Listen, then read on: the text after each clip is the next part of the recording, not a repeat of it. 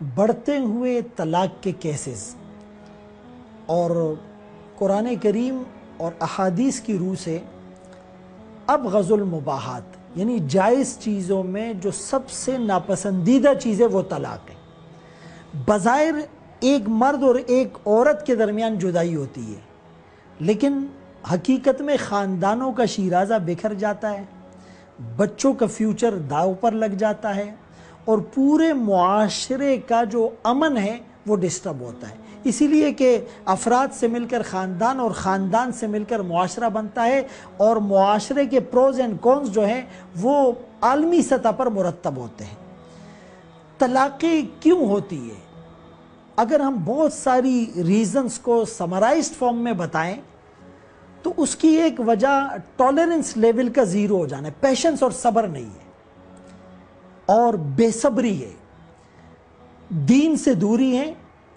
اور ڈرامے فلموں کے اندر جو کیریکٹر دکھائے جاتے ہیں تو لوگ اس سے انسپریشنز لیتے ہیں کہ بھائی ان کا لائف اسٹائل اتنا اچھا ہے، ان کے پاس گاڑی ہے اور وہ ہر دوسرے دن رات کو آؤٹنگ پر اور ڈنر باہر کرنے جا رہے ہیں، اور ان کی خواتین جو ہے نا لاکھوں روپے کی شاپنگز اور خریداری اور برانڈڈ چیزیں بڑے بڑے مال سے خرید رہی ہیں۔ تو یہ ڈرامے فلمیں دیکھنے والے انکانشیسلی غیر محسوس طریقے پر مرد کے اندر بھی یہ جذبات ہوتے ہیں کہ بھائی میری بیوی ایسی ہو، عورتوں کے اندر بھی یہ فیلنگز آتی ہے کہ ہمارے شوہر اور ہمارا لائف اسٹائل ایسا ہو۔ اور پھر بعض اوقات مارننگ شوز میں اور کچھ سیلیبریٹیز اپنے طلاق کے بعد فخر کے ساتھ کہتے ہیں کہ پہلے ہم قید میں تھی اور اب ہم آزاد ہو گئی، یعنی فری سوسائٹی کا جو ماحول ڈیولپ کیا جاتا ہے، اب ہم نے کسی کے لیے کھانا نہیں بنانا، کسی کے کپڑے نہیں پریس کرنے، اور اب ہمارے اوپر بچوں کی ذمہ داریاں نہیں، اور اب کوئی روک ٹوک کرنے والا نہیں، اور اب ہم جو ہے یعنی کہ اب یوں بھی کہہ سکتے ہیں کہ میرا جسم میری مرضی۔ تو اسلام اور مشرقی اقدار تو اس چیز کی اجازت بالکل نہیں دیتے۔ اسلام کا تو حسن ہے کہ وقرن فی بیوتکن، عورت اپنے گھر میں قرار پکڑے اور اس کی ذمہ داریوں کو اور اس کی ضرورتوں کو اس کا شوہر پورا کرے، اس کا باپ پورا کرے، اس کا بھائی پورا کرے، اس کا بیٹا پورا کرے، اس کا محرم پورا کرے۔ اور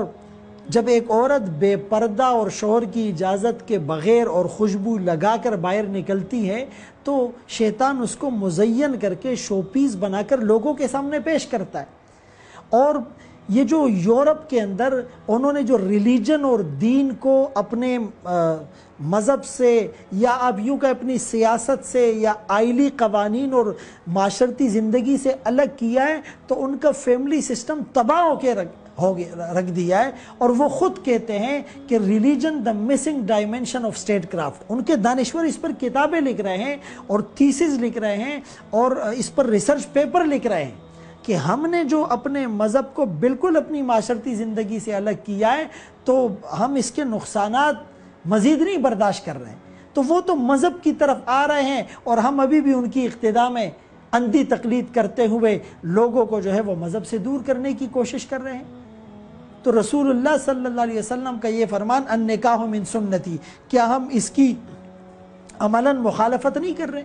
اور آپ نے جو ایک روایت میں فرمایا کہ جو میری سنت سے اعراض کرتا ہے وہ مجھ میں سے نہیں، کیا ہم اس کا مصداق نہیں بن رہے؟ اور آپ نے ایک شخص کو جب کہا تھا کہ باوجود وسائل کے جو تم نے شادی نہیں کی تو شیطان کے بھائی ہو، تو کیا ہم اس کانسیپٹ کو پروموٹ نہیں کر رہے ہیں؟ اور کیا زنا یعنی جس پر اگر غیر شادی شدہ مرد اور عورت زنا کرے تو 100 کوڑے، اور شادی شدہ مرد اور عورت زنا کرے تو رجم اور سنسار کیا جائے، اور یہ زنا جو ہے یہ انتہائی قبیح عمل ہے، یعنی عفت اور پاکدامنی اور موڈیسٹی کا جنازہ نکل جاتا ہے۔ کیا ہم زنا کی طرف لوگوں کو موٹیویٹ نہیں کر رہے؟ حلال طریقے سے جب اس کی جائز خواہش کو پورا نہیں کیا جائے گا تو ظاہر گناہ کے دروازے کھل جائیں گے، اور اس دور میں تو گناہ کا ایکسس بہت ایزی ہے۔ اور پھر شادی کو اتنا مشکل بنا دینا کہ لاکھوں روپے کا بینکویٹ اور لاکھوں روپے کا ولیمہ اور لاکھوں روپے کے سوٹ اور لاکھوں روپے کا فرنیچر اور لاکھوں روپے کے جو ہے وہ دوسرے عوارضات، اور ایک آدمی فائنینشلی سٹیبل نہیں ہے تو وہ شادی نہیں کر سکتا، پھر وہ گناہ کی طرف جاتا ہے۔ تو اگر شادی کو عام کرے، آسان کرے، سستا کرے، شادی کے 3 نقطے ہٹا کر سادی شادی ہم کرنے لگ جائے، اور جتنی شادی سنت سے قریب ہوگی تو اتنی اس میں برکتیں ہوگی۔ آپ 50-60 سال پہلے کی شادیاں دیکھیں، اس زمانے میں بینکویٹ اور ہال اور فرنیچر اور زیورات اور کپڑے اور یہ چیزیں نہیں ہوتی تھی۔ جتنی شادیاں سادی تھی، سنت کے قریب تھی، 50 سال کے بعد بھی ان کی محبتیں جوں کی تو بلکہ دن بدن بڑھ رہی ہیں۔ لیکن اب یہ ساری چیزیں ہونے کے باوجود چونکہ سنت سے شادیاں دور ہو گئی، تو آپ دیکھیں چٹ منگنی پٹ بیا جھٹ طلاق، اور پھر کہتے کسی نے کچھ کر دیا، لوگوں کو ہماری خوشی راس نہیں آتی اور حاسدین بہت ہے اور نظریں بد لگ گئی۔ نہیں، اللہ اور اس کے رسول کو شادی کے 6 دنوں میں اتنا ناراض کرتے ہیں کہ ہم نے اس سے پہلے 30-40 سالوں میں ناراض نہیں کیا ہوتا، تو اس کی نحوست تو آئے گی، اثرات بد تو مرتب ہوں گے۔ تو اسی لیے ہم یہ تو پوچھتے ہیں کہ مولانا صاحب فنا دن نکاح ہے، آپ نے پڑھانا ہے، لیکن یہ سوال بھی کرے کہ بیٹی کا نکاح ہے، بیٹے کا نکاح ہے، شریعت میں نکاح کیا ہوتا ہے، ولیمہ کیا ہوتا ہے، رخصتی کیسے ہوتی ہے، اور کن کن رسومات اور بدعات سے ہم بچے، اور لڑکی کے اندر کون سی صفات دیکھے، لڑکے کے اندر کون سی صفات دیکھے، اور خاندانوں کے اندر کون سی صفات دیکھے، اور ہندوانہ رسمیں جو ہمارے معاشرے میں سرائیت کر چکی ہے اس سے ہم کیسے اجتناب کرے، اور بیوی کو، لڑکی کو وہ پڑھائے کہ مثالی بیوی کیسے ہوتی ہے، اور اپنے لڑکے کو تعلیم دے کہ مثالی شوہر کیسا ہوتا ہے۔ تو اگر ہم اپنی بیٹی کو سمجھائیں گے کہ تمہارا حقیقی گھر اب وہ ہے اور تم نے ان کو ماں باپ کی نظر سے دیکھنا ہے، اور تمہارا شوہر تمہارا سب کچھ ہے، رسول اللہ صلی اللہ علیہ وسلم کا اتنا بڑا فرمان کہ اگر اس امت کے لیے غیر اللہ کو سجدہ کرنا جائز ہوتا تو عورتوں کو حکم دیا جاتا وہ اپنے شوہر کو سجدہ کریں۔ اتنا بڑا منصب جس کو دیا گیا ہے، تو تم نے اس کو خوش رکھنے کے لیے تم نے قربانی دینی ہوگی، تم نے حالات پر صبر کرنا ہوگا، اور تم نے اپنے ٹالرنس لیول کو بڑھانا ہوگا، تم نے پیشنس کا مظاہرہ کرنا ہوگا۔ اپنی بیٹی کو اگر یہ سمجھائے کہ جیسے ہم تمہارے ماں باپ ہیں، اب تمہاری ساس اور تمہارا سسر تمہارے ماں باپ ہیں، اگر یہ چیزیں ہم ان کو بتائیں، اور ہم اگر اپنی بیٹیوں سے یا کسی بھی خواتین سے ہم سوال کریں کہ آپ میں سے کون کون یہ چاہتی ہے کہ جنت میں آپ کا شوہر آپ کے ساتھ ہو، ظاہر ہے بہت سی عورتیں ہاتھ اٹھا لے گی۔ ہم سب کی یہ چاہت ہے کہ جنت میں ہمارا شوہر ہمارے ساتھ ہو۔ تو بھائی آپ کے شوہر کی جنت تو اللہ نے آپ کی ساس کے قدموں تلے رکھ دی،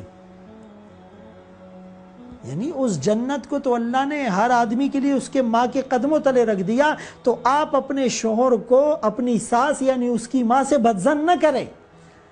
اس کی خدمت پر آپ جو ہیں وہ آپ کو اعتراض نہیں ہونا چاہیے۔ تو جب آپ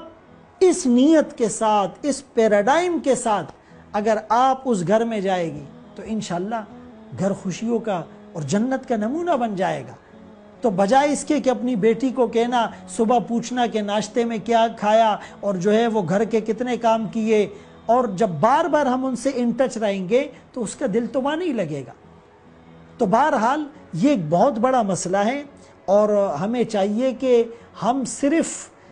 ظاہری طور پر نماز، روزہ، زکوٰۃ، حج، کچھ چیزوں کو ہم نے ایک ٹائم لائن کے طور پہ پیرامیٹر سیٹ کر دیے کہ جی یہ دین ہے، اس کے علاوہ تو ہماری اپنی مرضی۔ تو ایسا نہ ہو، بلکہ علماء سے پوچھ کر، دینی کتابوں کا مطالعہ کر کے، سیرت کے واقعات پڑھ کے، ازواج مطہرات کے واقعات پڑھ کے، اور پھر اگر ہم اس تصور کے ساتھ انشاءاللہ ہم شادی کو عبادت سمجھ کر، ایک